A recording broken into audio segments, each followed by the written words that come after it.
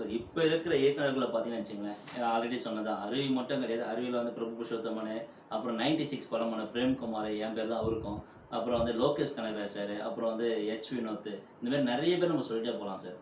இன்னைக்கு அது ஆக்சுவலாக இன்னைக்கு இருக்க கரண்ட் ட்ரெண்டு பார்த்தீங்கன்னா நிறைய ஆக்சுவலாக வந்துட்டு பேக்கேஜ் லைட்டு ஃபுல் பேக்கேஜோடு வராங்க எல்லாமே. ஸோ அவங்க வந்தாலே பணம் ஹிட்டு அந்த மாதிரி பிராண்டட் ஆகிட்டாங்க. ஒரு காலத்தில் நம்ம இப்போ சார் நான் ஆல்ரெடி சொன்ன மாதிரி சங்கர் சார், மணிரத்னம் சார், பாலா சார்லாம் அப்படின்ற மாதிரி அந்த ஜேனர் முடிச்சுட்டு இப்போ வேற ஒரு ஜேனருக்கு நமக்கெல்லாம் வந்துட்டு தமிழ் கோலிவுட் இண்டஸ்ட்ரி வந்துட்டு ஃபுல் பேக்கேஜான டேரக்டர்ஸ் நம்ம கையில் இருக்காங்க. அந்த எல்லாமே வந்துட்டு வெற்றி படம் கொடுத்தவங்க தான். வெற்றிமாறன் சாரோட ஜேர்னர்லாம் பார்த்தா அப்பா அப்படியே வந்துட்டு உக்காஞ்சிடலாம். ஸோ அந்த மாதிரி நிறைய பேர் இருக்காங்க.